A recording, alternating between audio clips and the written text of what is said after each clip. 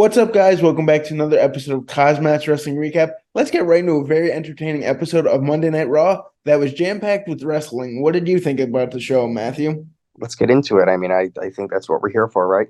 I think Absolutely. so. They opened it up. They were hot in Canada tonight. Just that Canadian tour. What a show. They pulled the stops out from beginning to the very end. The way they opened it, completely awesome. Sami Zayn. Ruckus ovation, I guess you could say. I think that's how the crowd was all night. Crowd was just chanting for him like crazy. He was then interrupted by Judgment Day. Yeah. They surrounded the ring, basically preparing to attack Sami Zayn, kind of swarming him, and then Kevin Owens makes his return. Sami Zayn and him clear out the ring. What a pop by KO. They definitely kept that hush hush because I thought he was still injured. I didn't know he was medically cleared. So props for WWE. It's very tough for something like that to stay hush hush in a company and society like this now. Oh, absolutely, especially with Twitter, Instagram, all the social medias. But these are the way I like the surprise returns. Don't give it to us like, say, he's coming back next week. Make it a surprise because you heard it from the crowd pop tonight. That's what the fans want to see. I think so. And I think that's what WWE should do more often, but they don't decide to. Speaking of what they don't decide to next, this was all right. I'm feeling it, but I'm hoping we're getting what we're supposed to get in the long run with Riddle and Drew McIntyre. So the team of Drew McIntyre and Riddle versus New Day, I think it was, my gosh, I wish it was Big E, but Xavier Woods and Kofi Kingston.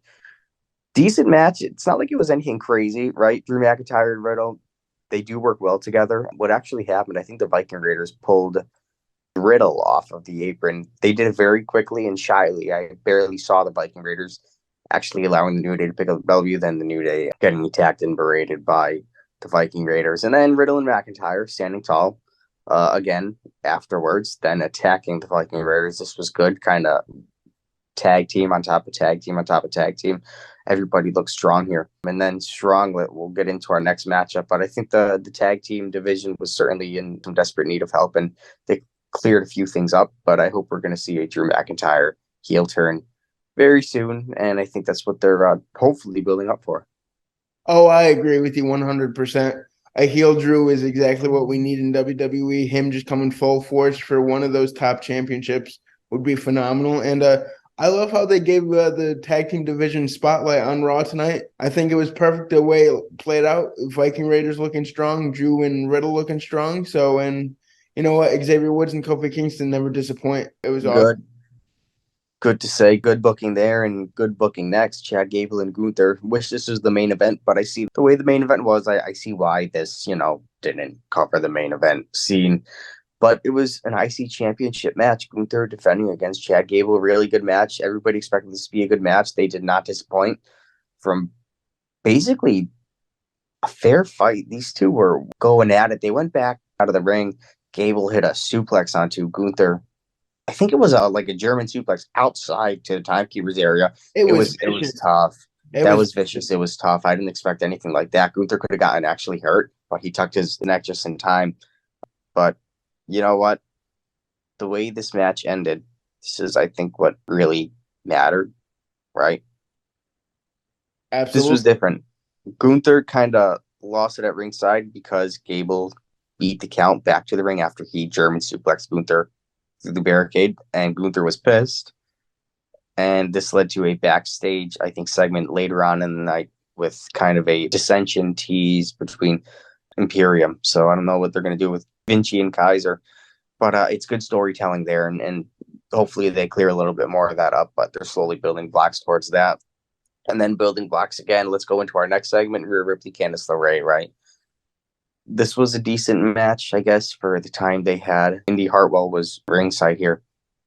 You know, I really wish they got more TV time, but Rhea Ripley tapped Candice LeRae out in basically 5 to 7 minutes of a match. It was disappointing, but I mean, at least we saw Candice LeRae on our television. Yeah, and I think there's some behind the scenes action going on there. I think they're going to form up that tag team that they had back in Mhm. NXT. So I hope they do that because it'll be, Absolutely. And Champa, yeah, yeah. Champa teased something earlier. And then what was it? Raquel Rodriguez comes out and attacks Rhea Ripley, announcing she was cleared and I think is getting a title shot at Payback. So that's definitely a W. Just curious if they're going to end that title reign of the Eradicator. I'm not sure. That's they got me there. But that was entertaining. And then I think there was a nice Cody Rhodes interview. Came from backstage all the way out to the crowd, just kind of popping the crowd, pumped us up a little bit more. And then after, I think we were shown a video package before we get into our next match. Nakamura basically telling Rollins he knows about his bad back in a beautiful, 2-minute promo, translation promo. This was fantastic. Definitely look it up online. But basically, Rollins has some fusion issues in his back, and he's been dealing with it for about 4 years, and he's been in pain for those 4 years. And this is definitely something that can turn his whole career around, but I didn't know he was dealing with it for that long. Yeah, planting some seeds that Shinsuke and Nakamura might target that in their matchup coming up. That would be absolutely fantastic. I like the backstory here, but I thought tonight's show really did a nice balance between backstage segments and actual wrestling matches in the ring. We had that segment with Trish Stratus, Zoe Stark, and Becky Lynch. I think, what were they, outside in like the concourse area? Yeah, but we got a good promo between both of them, and they reminisced of last week's concourse fight. But we're gonna get Becky Lynch and Trish Stratus at Payback in a steel cage match, and that's basically what the promo led to with Stratus and Becky. Decent promo between both of them, but I'm rooting for Becky Lynch on this one. Let's talk about tag team action next. Piper Niven, the new WWE Women's Tag Team Champion, alongside Chelsea Green. Interesting, very interesting, because Tony's out due to injury, and they actually took on Kaden Carter, Katana Chance. These two upcoming NXT stars, they've been thrown in the wind like this the past, I guess you could say, 2 months, and they've been given good TV time, and they delivered. Piper Niven and Chelsea Green take a W. Totally expected that, but the team it came very quickly. But throwing that title on Piper Niven, I think that was the right call. It was much deserved. But let's head into our main event now. Absolutely, and what a main event it was. Sami Zayn and Kevin Owens versus Judgment Day. We were teased throughout the night that basically Finn Balor wanted to team up with Dominic, rather Priest, and that created a lot of tension. Ripley said, okay, if you don't figure it out before she had her match with Candice LeRae, who she obviously beat, then she's going to have to do it all her way. And main event time comes. She throws Priest and Finn Balor basically outside from Gorilla, screaming at them, demanding they take care of business against Sami Zayn and Kevin Owens. And that's what happens. A couple minutes in, it was odd because Judgment Day took a W. There was some distraction ringside with Mommy and Dom, but I was confused, and then Cody Rhodes' music hit. We still got like 15 minutes into the show, so I had no idea. But Cody Rhodes' music hit, comes and makes this match a 6-man tag match.